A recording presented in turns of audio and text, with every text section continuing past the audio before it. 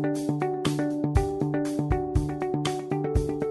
afternoon, good morning. This is Mark Johnson, CEO of Loyalty360. Welcome you to another episode of our Loyalty360 podcast, in which we talk to the thought leaders in customer channel and brand loyalty. We get to talk to those who are experiencing unique opportunities in this industry and what they're seeing and hearing on the front lines of customer experience and loyalty. Today, we have the pleasure of speaking with Chris Johnson. He is the CEO and owner of Classic Cinemas. How are you, Chris? Doing great. Thanks, Mark. Great. Thanks for taking the time to talk with us today.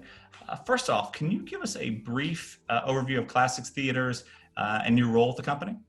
Sure. So Classic Cinemas was founded in 1978, actually by accident. My dad and my uncle had purchased a movie theater as part of a real estate investment, and then within a matter of months, the theater operator left in the middle of the night, and we're stuck with an open theater. And after interviewing quite a few prospective tenants, decided to give it a go on our own and got into the theater business. Didn't know anything about it. And, it became interesting. And then over the years, added more theaters. And originally we were downtown single screen theaters. And then in 1984, we opened our first multiplex with 3 screens and started operating first run. And then kind of transitioned from the bargain theaters to first run, and now we're up to 121 screens and 15 locations. And in November, we just went from being strictly in Illinois up into Wisconsin. So we've been having a slow but steady sort of increase in business and growth, and obviously that's managed by the capital and resources that we have, but have enjoyed a fair amount of success. That's awesome. That's great to hear. It's great to hear someone growing a business like you're doing, and especially kind of the industry as well. Quick question: how are you a little different than some of the bigger chains, right? Well, we were talking before we started this about Mr. Wahlberg and Jenny McCarthy, how they were promoting you. They're local, obviously huge advocates of what you were doing from unique experiences, and just that relationship and rapport with your customers, which I think the smaller entities, restaurants, dry cleaners, those small regional ones, have such an emotional connection with their customers that maybe some of the bigger ones don't. How are you unique in that regard to some of the bigger players? So absolutely. I think the one idea on movie theaters, there's little nuances from the physical plant and, amenities, but ultimately it's guest experience and guest engagement. And the one thing that I live and die for is our reviews. And so I think our worst reviewed theater is a 4.6 on Google. And we just, we do everything we can, and from a responsiveness, outside of the theater, but also inside. I mean, that's our differentiator. And whether it be some of our guest forward policies, like free refills on every size drink, every size popcorn, ices, anything, we do a money back guarantee, but we go out of our way in engaging with the guests and also, like I said, outside of it. So there isn't any sort of topic that we won't take on. If somebody's mad at us for some reason, we'll call them up. A story from a long time ago, somebody said our popcorn tasted stale, and we pop our popcorn every night and we throw it out at the end of the night. But anyways, I popped this giant bag of popcorn and I personally took it over to their house. They thought I was crazy, but I'm sure that's a story that they'll tell, till the end of time. But it's just that personal engagement that I think makes us different, from the others. Well, and that's interesting, and then that's actually got goosebumps to hear that story, because it's really about stories, right? Because stories are memorable, right. and listening to your customers. And so many brands are really challenged in that regard. They hear kind of in a passive, but they're not listening in an active manner. And to do something like that, to pop a popcorn, and it's you're saying you're sorry, but you're going and leaving a story that they're going to tell. It's almost becomes a folklore in some way, which is hugely passionate. Where I had a recent experience with a printing company we've been doing business with for a long time, and new owner, and he's all passionate, right? And he messed up an order that we send out to huge brands that are members of Loyalty360, and the backs of the printers were falling off. And I reached out to him. He said, he said basically it was my fault because I ordered the wrong number. If I had ordered 500, I got a different size, a different kind of brand, a big brand, which is, I got both of them. So I ordered 600 and he's like, basically blamed it on me. I'm like, okay, well, that's fine. I can find someone else. And Yeah. these are going to huge brands that remember the Loyalty360, and he like didn't even apologize. And I think that takes a great, a great leader and a big person to do that. But it's really not. It's just having that empathy, which is so important in today's environment of customer loyalty. Yeah, no, there's case after case where we have a saying that it's not our fault, but it's our problem. So, whatever comes our way, it doesn't have to be our fault, but it's our problem. It's our opportunity, to fix it. And it is amazing in the sort of state of affairs, you'll get people that, just rip some sort of email or communication. They think it's going to go nowhere, and we'll call them and they just start apologizing. Oh, I didn't realize that went to somebody, And so, I think the two parts of it are how quick you respond, and then that you're not getting into a blame game argument. You're just trying to resolve whatever concern or issue there is. That's awesome. So customer loyalty, you've already talked about it a good deal. What does that mean to you and to Classics Theaters? So really, to me, it means when they think of going out or think about going to the movie, that they think of me, and not me personally. They think of our theaters and why they'd want to engage with us. And so, that's kind of the larger overview, but it means that we're going to make it so they feel good about our brand, good about, and when there's a doubt of what they're going to do that night, maybe we'll get the extra nudge going to our theaters. So, that's kind of a short, quick answer, but that really is what we're trying to do. Okay, great. We talked a little bit earlier. Customers are obviously changing. They were changing before COVID-19, and now they're going to be changing potentially in different ways, unknown ways potentially. But how are your customers changing? Mostly before COVID-19. How is the industry changing? What are you seeing? How are you adapting to that? So there's three initiatives that we've been working on. Just physical initiatives. One is recliner seating, huge. Some people ask, well, is that a fad? And I'm like, comfort is never a fad. If you've ever flown first class, going back to, coach, which by the way, I fly Southwest all the time. So, it's always coach. But comfort doesn't go out of style. It's just like air conditioning. It's a comfort. It's an innovation that is here to stay. So we have that. We've added like heated seating and stuff like that. Just little extra, things, or even motorized headrests, in our recliner. So we keep working that. Alcohol, not food service. We don't want to be competitive with a restaurant. We think that food service, there's people that can do it and do it well. We're just not those people, and we don't want to compete. We want to be complementary to the local restaurant scene and be part of the community.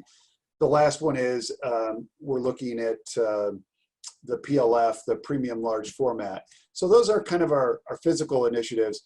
The other initiative that we're working on is that personalization, and not try to, oh, well, this is put everybody in a bucket. We're absolutely working on personalization in how and what we communicate to them. And part of that is, looking at their history and seeing if we can move them into maybe, get them to go see an extra movie a month or whatever it is. But definitely, I think the era of sort of demographics is, in my mind, is done, and personalization is everything.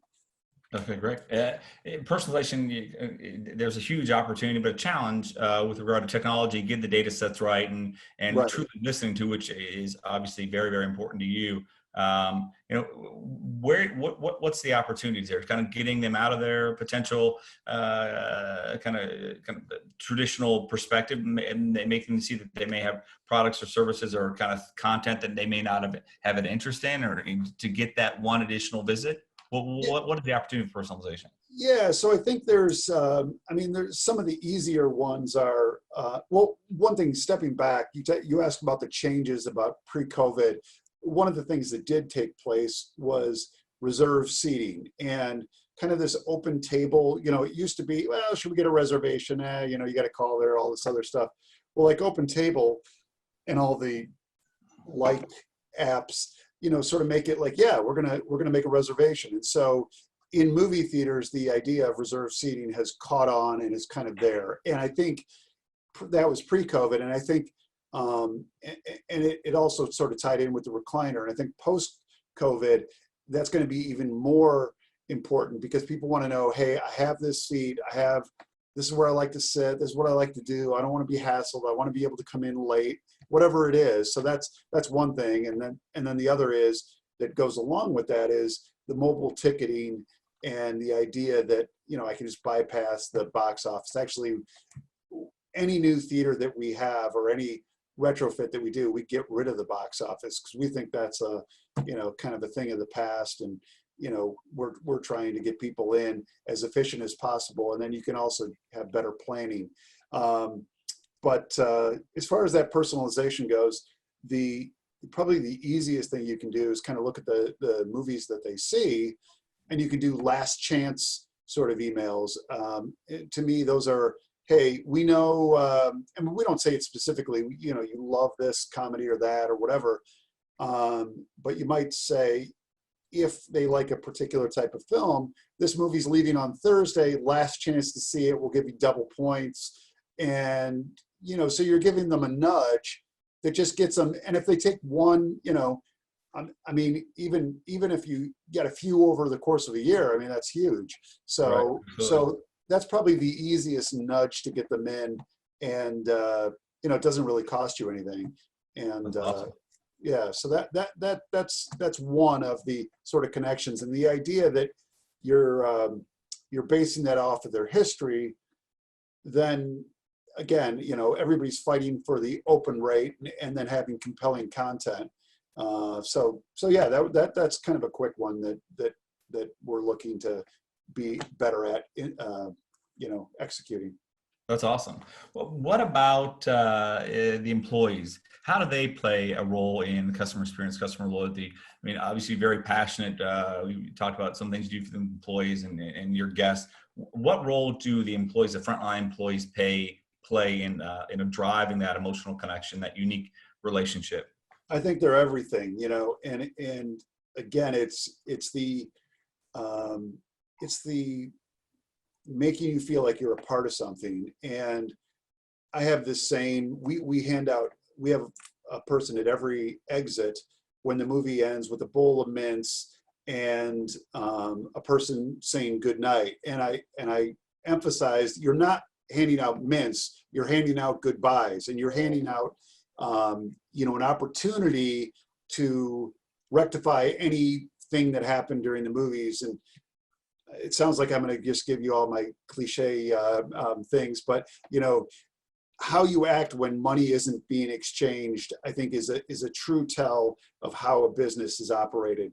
And if you take care of your guests when they're not exchanging money in a positive way, then I think that really shows the, you know, authentic behavior that's there. And I think same thing on the refills. You know, you're paying a lot for concessions, whatever it may be, and the idea that, oh, you only get one on the large, or you only get it when you buy this, we're like, you know, that's silly. Just, you get a refill, you know, and if you want a refill, take it, you know, if you want it to go, you know. So those are some of the things. Even the money back guarantee, you know, we always emphasize that. Next to nobody takes us up on it. It's basically, if you want to leave for any reason in the first 30 minutes, go for it. You don't have to give us any excuse. You say, hey, yeah, just don't feel like it, or whatever. We'll give you your money back. Again, it's not that this really is an out-of-pocket expense. It just goes to the idea that we're just happy you came, and we want to show our appreciation. So the employees are always part of the equation. And I tell all the management that we want to eliminate the word no. It doesn't mean that we're going to, let people run willy-nilly and do whatever they want. But there's no reason that we have to say no all the time. No, we can't do that. No, and it's like, let's figure it out. So that's kind of the philosophy, and then the employees execute that. Excellent. Well, what's the biggest challenge you face as the owner of this organization, senior level executive, around a customer loyalty, customer engagement, or just in general? What's the biggest challenge you face as a senior level executive? So, as it turns out, my biggest my biggest thing right now is content. I am the leader of a company that the number one thing you think of when you think of going to the movie is what movie's playing, and I don't make the product. So how do I secure the content and get them in? So that's kind of that's sort of an issue that I didn't really sort of grasp until this thing went down with the COVID, because it really affects our business. The three things that affect our business most is the content, the weather, the time of year. People are out of work, meaning the summer holiday. And the last one is the weather. There's nothing better than a light drizzle to get people into the show. But so we don't really have control of that push of the guest into the theater,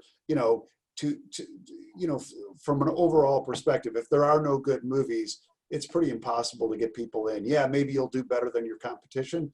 But so my worry now is a little bit different than it was, say, 3 months ago. 3 months ago, I'm always looking at how we're performing next to our competition. We were addressing there's always this noise about the streaming services, of which the streaming services don't worry me in any way. And actually the competition in the streaming arena is massive these days with Disney Plus, Peacock, Peacock, I don't know what that is, Peacock, Hulu and all that. That's in-home entertainment. There is a point in everyone's life when they say, hey, let's get out of the house. So, really our goal is, once you make the commitment to let's go out tonight, that's where our marketing, where our outreach is going. But yeah, I guess, the C-level things are money trying to bridge us, during this closure. I never anticipated we'd be closed. I've been through, recessions and 9/11 and all these other things, but we were always able to be open. So this is a new frontier. And then the second part is, once we get them back, is making sure that they are, they feel confident in our in what we're doing. And that's actually kind of a flip side of the tone that a lot of the businesses have been taking, is sort of this somber, hey, we're all together and this is a bad time. Our tone is, come back to the show, we'll make it easy for you, and don't worry about anything, leave it up to us. And so we're really trying to flip the script on, why would you come to a movie theater anyways? You're trying to escape and have fun. So let us make that as painless as possible, and get you out of the door in a better mood. So that is something that we're really trying to focus on, because really you can talk about safety and protocols and all that. At the end of the day, it really is your actions that will gain the confidence of the guests, and that takes time, and you can only do it by word of mouth, reviews, and so on. So. Well, and I think that's a very sanguine point. Very, very impactful. We saw, like, when everything started to hit, right? Everyone started coming out, COVID, security.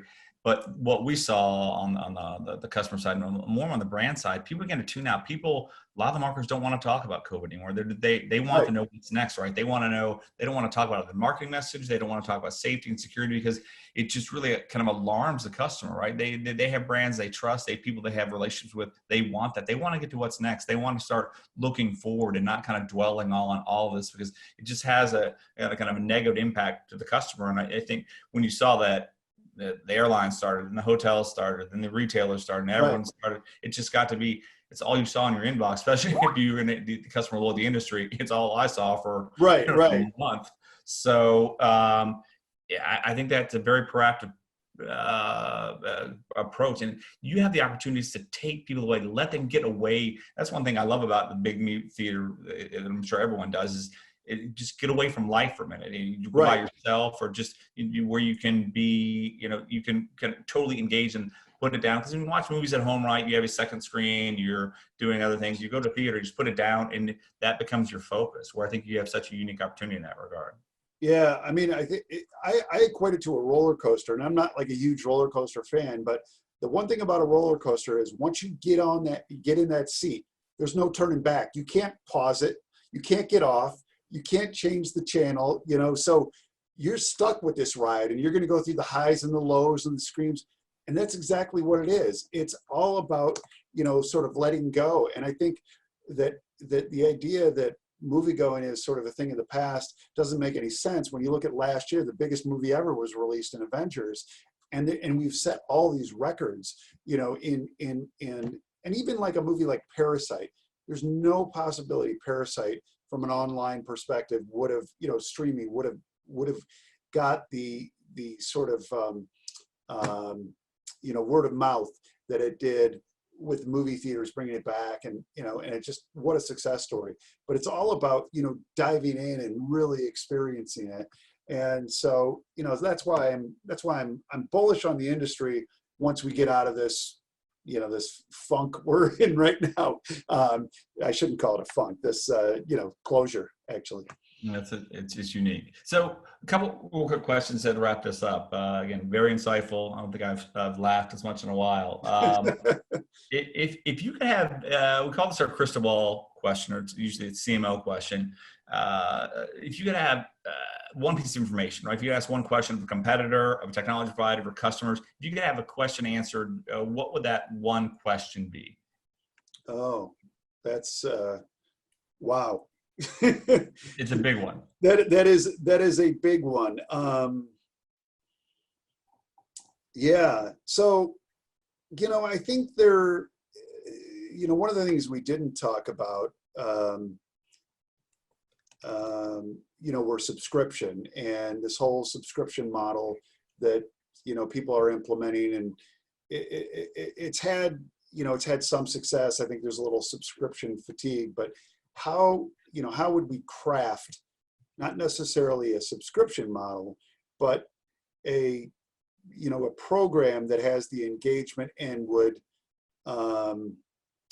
drive people and maybe let us have them take more chances on movies that they wouldn't normally take a chance on. So I guess I'm not really asking a question other than sort of getting to the minds of the of our guest, of how do we, what are the pain points, and how do we fix those pain points, and then how do we curate the content and such that you take a risk on what we're doing. And kind of as an aside to that, we do sort of these art series and clubs of unique films, and we get people together and they talk about them. They're very successful, and the people are taking a chance on these movies and coming out and seeing them. But I guess my point is, I think it really goes down to, I don't know if there's a particular, well, actually, stepping back, I'd like to have the buying power of the majors into the studios, but or have a tighter relationship with the studios that was more two-sided.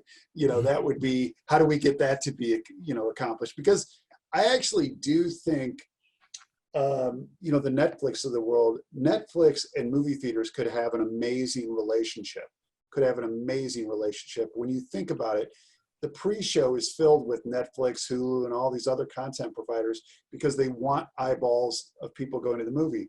And so how do we convince them that, you can launch a movie in a theatrical movie, and then it ups the value of it through the life cycle. And so I think there's a lot of egos involved, and how to get through those egos. But I'm really wandering all over the map there for your one question. So I completely blew your blew it. But those are some of the things that are on my mind: is how do we accomplish that?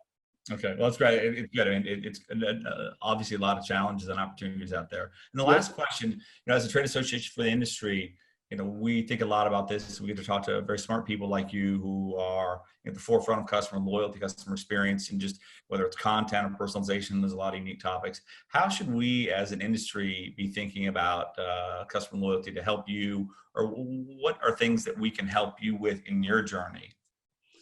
Yeah, so that, it is a great question because a lot of it is technology, and having all the technologies work together and talk to each other, and and depending on the size of your industry, you only have so many tools available to you. I know that one of the things that I kind of kicked myself was having a mobile app for concessions. I looked at Starbucks when this whole thing went down, and what an amazing tool they had in everybody's pocket to be able to still order their all of their product, which was never meant to be sort of this curbside thing. So we had to adapt to that. So I guess I don't know, as a trade organization, if there's any, I think it's just encouraging the APIs and every, ability for these different parts to work together. It is challenging managing all the different tools and everything that are out there, and that work specifically with an industry like ours is movie going. But yeah, I don't know if I have necessarily a tip. I mean, but it's or suggestion, but our challenge has always been getting all the various technologies to work together. Right. And the other thing too that is something is, the third-party aggregators, there's always a plus and a minus on that, whether it's it's a ticketing company or something. Do you want to be responsible end to end for your customer journey, or do you want these other people sort of that can screw up the journey a bit, and then you end up mopping up the issues? So I mentioned Southwest earlier, and the fact that they don't sell on any aggregators. Right. I think there's something to be said about that, and it's not like they're doing anything like amazing at Southwest. I probably get in trouble for that, but it's a basic plane, basic everything, but they do it well. And so keeping the aggregators out of there maybe garners higher loyalty and so on. So that's kind of a tug that we always grapple with. Well, Chris, it's been great talking with you. Looking forward to getting to know you more throughout the year. And I said, this has been one of the best interviews I've had in a long time. A lot of laughs, a lot of great insight, and the passion definitely comes through. So it's great to hear. Thank you very much. Appreciate it.